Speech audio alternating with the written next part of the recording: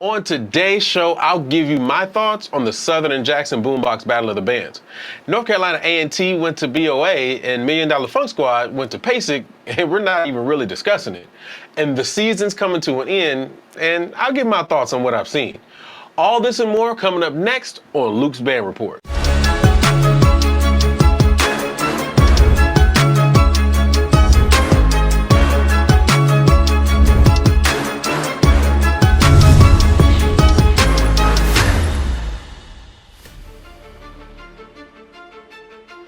Good evening, good morning, good afternoon, or whenever you're watching me right now. My name is Jay Luke, the owner and operator of the Passion Is Network. I'm also the host of Talk That Talk that comes on every Wednesday, as well as a panelist for Blow the Whistle. You can pick up any of our Talk That Talk merchandise at realtalkthattalk.com. All right, so let's go ahead and get into it. First things first, off the back, Million Dollar Funk Squad. Obviously, I am a Legion member, so I want to go ahead and put that out there, right? Like, nobody knows that I'm a Legion member. So obviously, I'm going to talk about that. But I don't even need to just talk about it as the fact that because I'm a Legion member, I need to talk about it because it's a big thing, right? It's a really big thing that's just happened. So a Million Dollar Funk Squad went to PASIC, and obviously I talked about this before in the past, man. And if you haven't watched that video, go watch the video. It is super dope. If you don't know where to find it, In Time Percussion. My good brother Bernard Cranford, brother of KK Sai, as well as, why'd I say Bernard Cranford? Bernard Smith. Bernard Cranford, rest in peace. He is my rookie brother from Legion. But Bernard Smith has a company called In Time Percussion, and he actually recorded it from beginning to end. So if you have not seen it, go watch it. It is super dope. They really just kind of put on a clinic. I thought it was really nice. It was really nice.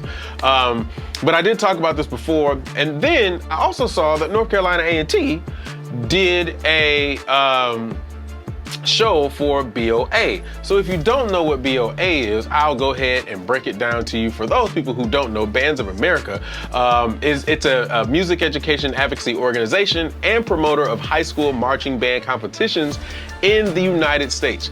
And they have like annual grand national championships, stuff like that. And it started in 1975, right? And so it's been going on for a while. So if you don't know what BOA is, congratulations. Now you know what BOA is. But North Carolina A&T performed at the BOA. And first of all, I will say that I watched their show that they did for BOA, which was very similar to the show. I think they did it for Homecoming. But they added a lot of extra things to it. And I will tell you, I thought that even when they did it for Homecoming, the time I saw it previously, I thought it was a good show.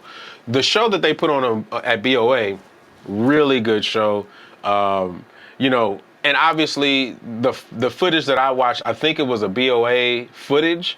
So obviously there's going to be some editing and stuff like that done to it. But I'm not going to take away from the work that A&T did. I think they did a really good job. I thought the show was great. I think it was called Crazy. You know, but my thing with this is, these are the types of shows that I would like to see from every organization. Let me explain what I mean by that. When I say these are the types of shows, just the creativity in it. I don't want you to be A&T. I just wanted to see the creativity in what you did. Their show was very programmatic. And for me, I think it's in line with what A&T usually does anyway. So I don't think that's a bad thing. But I also think that it works for that area. And if I'm not mistaken, I think PV did BOA once. Please, somebody correct me in the chat if I'm wrong. But nonetheless, I thought the show was great.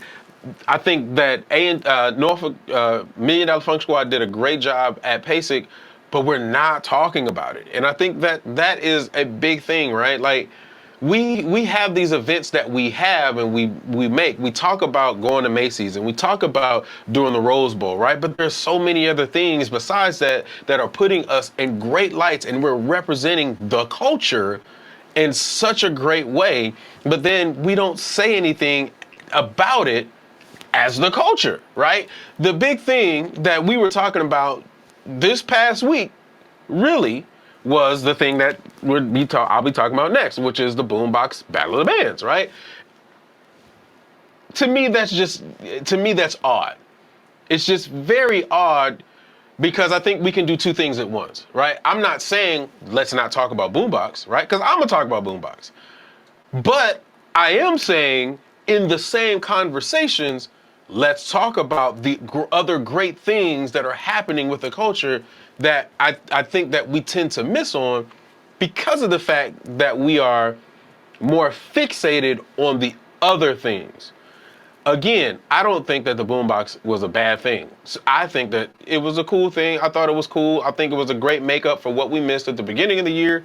And again, I'm gonna talk about that in a second. But I also think that we need to go ahead and start putting a lot of our energy to, again, we can do two things at once, into the other great things that we're doing as a culture that shows us as a representation in a great way. Again, I think MD did an amazing job at pacing. I saw that because I think Bernard was sitting right behind the Pocket Queen. She was in there front row, taking it all in. I could see her, vibing, head bobbing, just really enjoying it. It was a room full of people in there who had never heard of MDFS. It is a bunch of people in there who may have come from situations where they had a perception in their mind about what HBCU band programs were or what HBCU percussion was, and they got a different view. And the thing about it is, we're not saying anything. Same thing with BOA. A room full of people who only think one perspective about what HBCU culture looks like, right? And more or less probably because that's the only thing that we let out.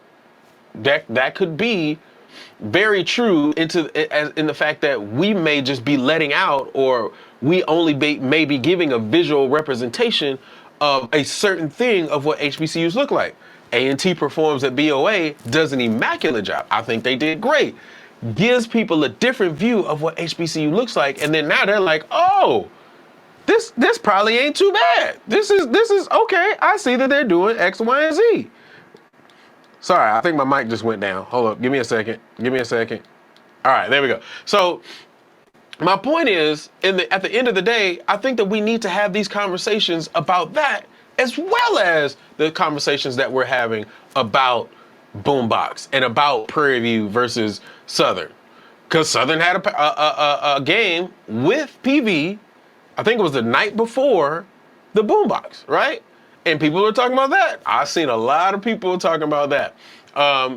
And I guess too, a lot of people might not have known because it didn't go up on your normal channel. Shout out to Killer Kev, shout out to Justin, shout out to A1, shout out to all you guys who are doing great things by recording all of this stuff.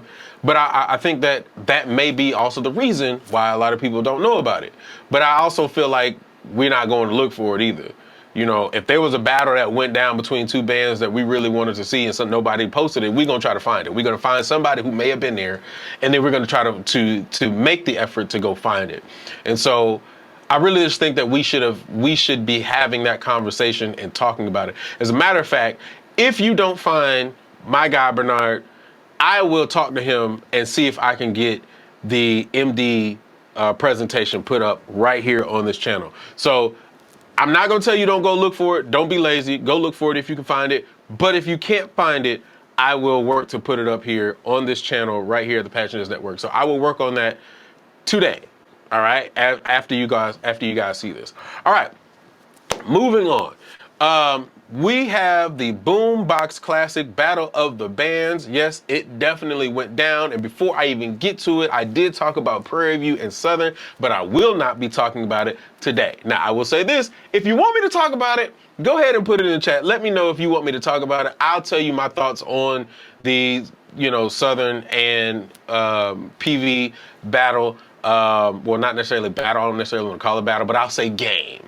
All right, so I'll tell you my thoughts on that, but go ahead and put it in the comments, and then I'll do a live. I'll just go live maybe tomorrow afternoon, maybe tomorrow morning or something like that, and give my thoughts on what I felt about what I saw. But in the meantime, in between time, BoomBox Classic Battle of the Bands. Now, I will go ahead and say this. I don't have a problem with saying this. Me and Rick had a very great conversation yesterday about these two programs, easily top 5 HBCUs, HBCU band programs that we have right now. So everybody was looking forward to this. I mean, BoomBox, we all know this is a annual thing that happens every year. Not necessarily the Battle of the Bands part, but them going head to head, and everybody looks forward to this. So I can understand the zeal and the energy that was built around wanting to be able to see this. So I'm going to give my thoughts first. Well, I'm going to give all my thoughts. I thought it was an energetic battle from beginning to end. Now, let me give you this disclaimer, all right? If you are going into this battle, listening to this battle, looking to hear, I'm not going to necessarily say wind ensemble music, but if you're looking to hear melodic, beautiful tones and stuff like that, I'm sorry, I'm gonna be the one to say it. You're not gonna get that. This is a all-out crank fest. It just is what it is, right?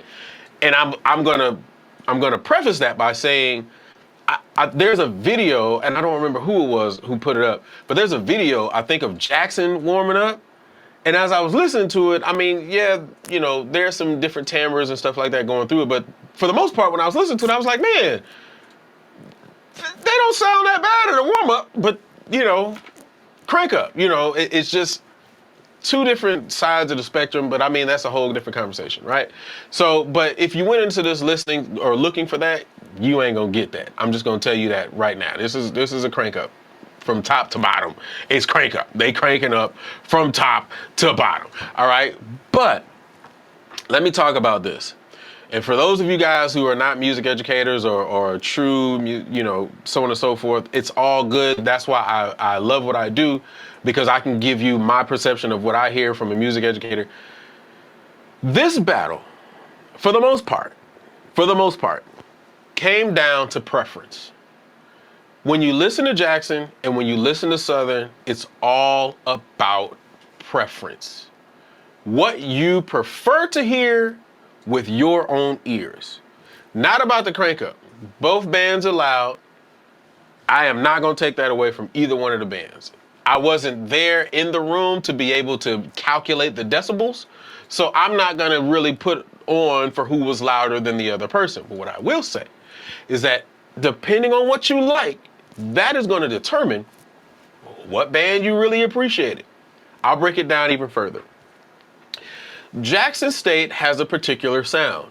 Their arrangements are in the state and form of who they are. So their sound is a really high, edgy sound. So most of their arrangements are going to be written on the brighter side of the spectrum, right?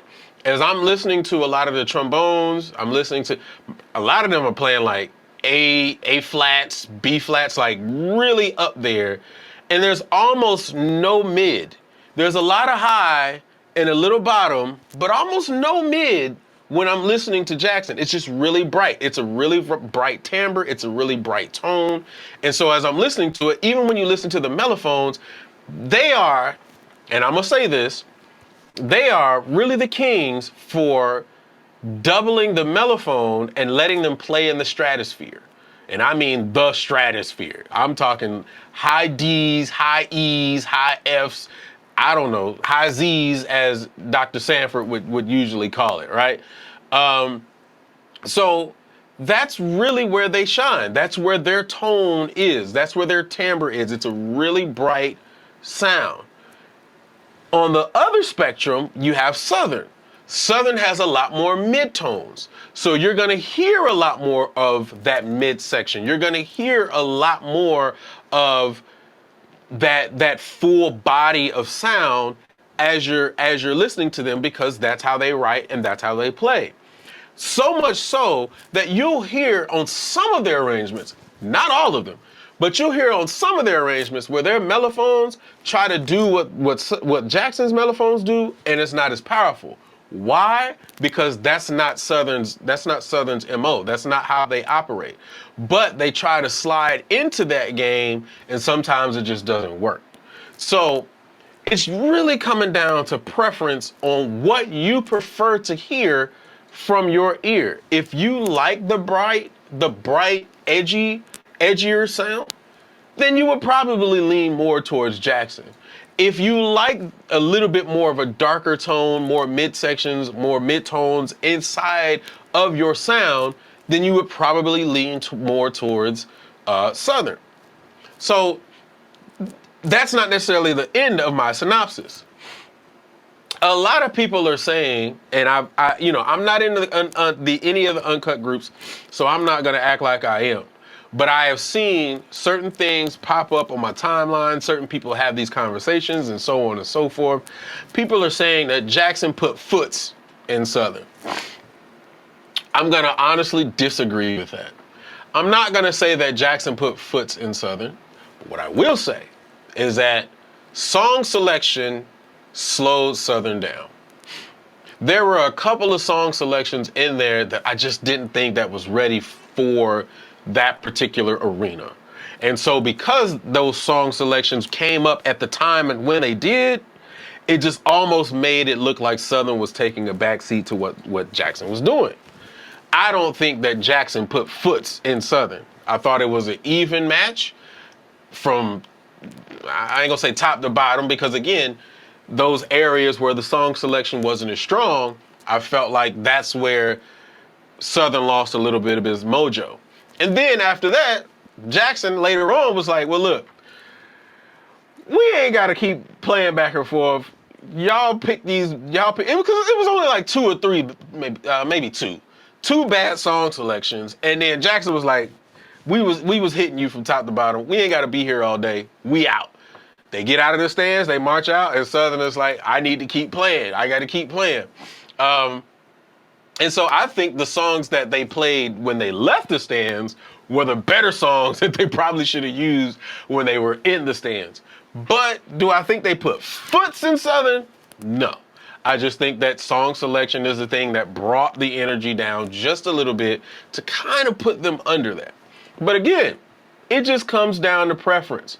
If you like the brighter tone, you thought Jackson was better. If you like the midtones, you thought Southern was better. For me, this is me. This is J. Luke talking here. I am a full body of sound. I want to hear midtones. I want to hear everything. That's what I listen for. And so because of that, I would lean more towards Southern. However, I would not say that they won the battle based on the song selection. So I prefer Southern sound in this arena. I prefer Southern sound over Jackson. Had they not had that song selection issue, I would easily, in my opinion, say that Southern was the better band because I appreciate their sound. Now, I will end this part of the conversation by saying this. And this will lead into the last topic. This battle, in my opinion, proves that Jackson, for this year, has been the most consistent band in the SWAC. I'll say it again. This battle, for this year, proves that Jackson has been the most consistent band in the SWAC. They have been consistent across the board. They have been Jackson from top to bottom. To me, every time that they have come out, they have not changed who they are. I have not seen them falter. If they bring out an arrangement and it's new, everybody's comfortable, or at least from what it sounds like. From what it sounds like, everybody is comfortable with the arrangement and they're ready to go. For this year, the most consistent band in the SWAC. Now, moving forward into the next topic, the season is coming to an end, and I really don't think that there was much about the season that was like super spectacular. I'm gonna be honest. When it comes to fifth quarters, to me, the toss-up between best fifth quarters were was it Texas Southern and Jackson, I think it was? Or Texas Southern and Southern? It was one of those. I don't remember because my brain is leaving me. And A&M and Texas Southern, or A&M, Alabama A&M and Jackson. To me, those toss-ups are pretty basically the two best fifths that have happened this year. I know that there was the Alabama and Southern one at the beginning, but that was okay. And to be quite honest, because you had the Alabama and Jackson one, and I think it was the Texas Southern. I want to say it was Texas Southern and Southern. But because you had those two battles, to me, those two superseded the Southern and Alabama one. And then you have the PV and Southern one, which a lot of people are talking about, or at least on my timeline. Again, I'm not going to talk about that. If you want me to talk about that, comments. Let me know you want me to talk about that. But I just don't, to me, that there was nothing that was really just the highlight of this year. My thing is, I think bands are tired. I think kids are tired. And I think we've been doing the same thing over and over, and it's actually starting to get stale. I mean, let's really think about it. We just had the BoomBox Battle of the Bands. We're going to turn around and have the Bayou Classic Battle of the Bands, and then we're going to turn around and we're going to have Mardi Gras. There are probably going to be some random Battle of the Bands in between all of that during the spring semester, and then we're going to turn around and we're going to have Summer Band after that. So we gonna crank up until the wheels fall off, and I think that at some point, that goes back to my live that I left or I did. I think it was last week. At what point are we ODing?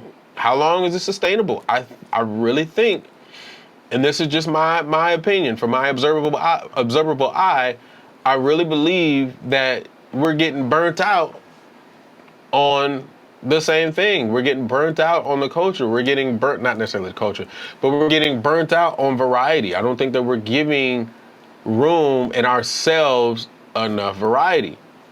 And because of that, I think we're just tired. And I think that there's a lot of performances during the year, a lot of Battle of the Bands. I think we need to cut those Battle of the Bands. I think that we need to just kind of strictly keep it to maybe one or two Battle of the Bands a year, National Battle of the Bands and Honda Battle of the Bands, if they decide to do this again. I'm talking about Honda. If not, then let National Battle of the Bands be it, and that's it. Because you got to remember, again, these are students. And they have lives, they got class, and we're asking them to not only prepare and perform for games, but now you're asking them to come to this city and that city and do this and battle and this, and then we barely feed them, or we feed them, but we're not paying the band enough money. It's a lot. It's a lot on the students, and it's surely a lot on the directors. And then on top of that, you're asking for all of these things, and you also have to remember that directors have administrators that they have to report to. So they have to get the clearance. Can they participate in these things? And if they can, where's the funding coming from? So if admin gives them the availability to perform for these things, and then that's if they decide to do that, then you got to work to find the funding.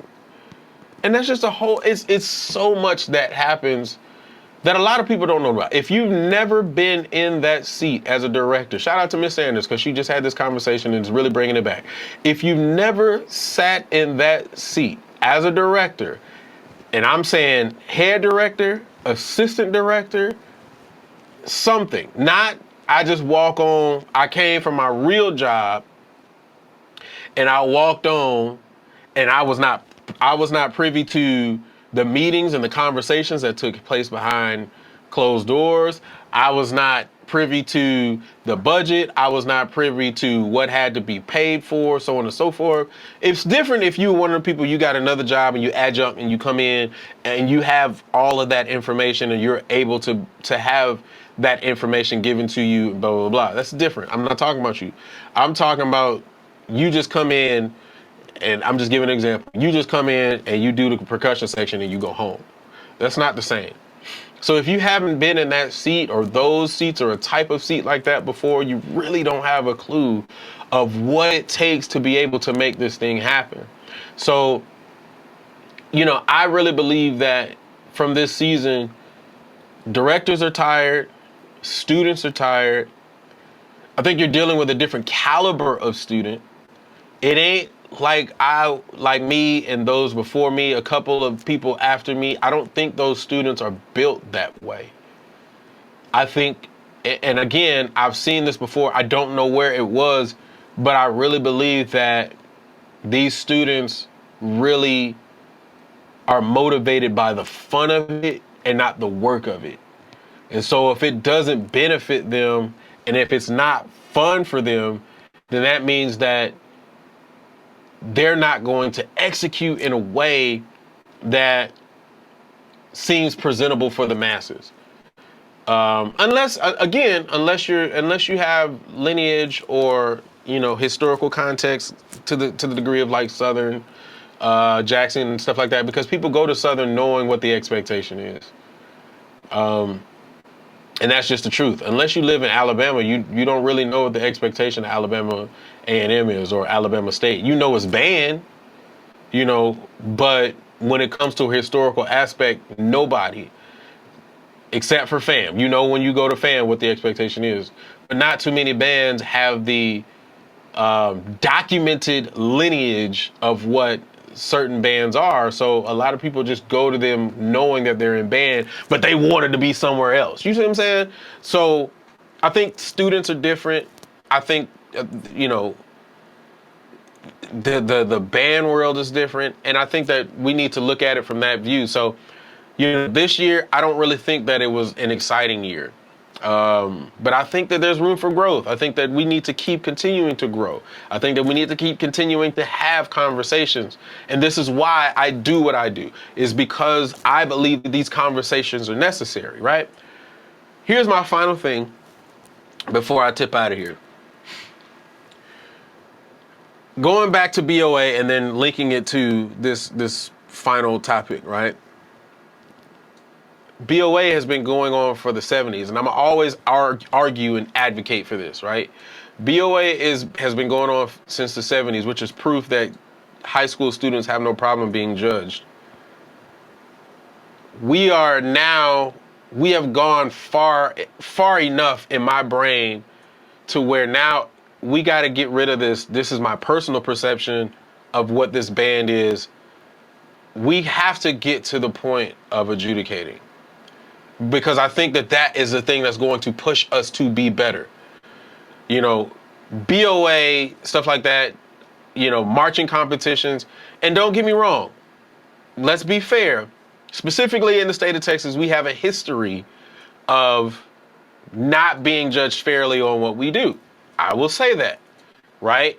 But that's why I also advocate for the best of us to be the judges of what we do, and also getting the outside sources, right? It's people who are not necessarily connected. But I think that we do need to start getting to the point of being judged, because that is the thing that continues to give us the push to want to be better. If we just stick to the fact that everybody says that band A is the best band in the land, then band A thinks they're the best band in the land, so all they have to do is work to maintain. But if you are giving documented evidence as to this is what you can work on, then you have something to build towards and push towards, which in my opinion will actually make the seasons better, because you'll see growth and progression per season. So I think that we need to relook at this thing, and really, really define why it's necessary for us to be able to do things and move forward. And let's not get stuck. Let's not get stuck in tradition. Let's not get stuck in the fact of this is what we do. There's a video out there floating around right now that I commented on. I think Chuck put it up, of, I can't remember what band it was, doing a step 2 drill that we done seen happen 459,000 times between that year in the 50s. It was either the 50s or 60s to now. That is a lack of innovation. And we got to open it up to say, okay, what can we do better? Let's not get stuck in tradition, and it's slowing down our seasons. It's slowing down the growth of our programs. That's all I'm saying. With that being said, man, I appreciate you guys for joining us, man. I thank you guys for continuing to subscribe to the Passioners Network, continuing to check out all of our stuff. Hey, if you haven't checked it out, man, go and check out Blow the Whistle. I was about to call it behind the scenes. Go check out Blow the Whistle, our episode that we just put up last night. I'm telling you, this thing that's going on with this Battle of the Bands joint is just nuts. And you know, hey, but go watch it. Go tell me, go leave your comments. I've been watching the comments. We've been watching the comments. I appreciate everybody for what you all are continuing to do. Talk That Talk will be on tomorrow if we get the programming right. Sorry about that. It was something that just went down. I couldn't even solve it. But Talk That Talk will be on tomorrow. We'll be talking to the young boys, the young heads, the young band heads. And we're gonna be having this conversation about the differences between the young guys and I guess I'm an old guy. I guess I'll just go ahead and take it. But I appreciate you guys for watching. I appreciate you guys for sticking with us. You can watch us every single day. Just go ahead and click on whatever we have right here at the Passioners Network. Leave your comments, like, subscribe, and we will see you all on next week.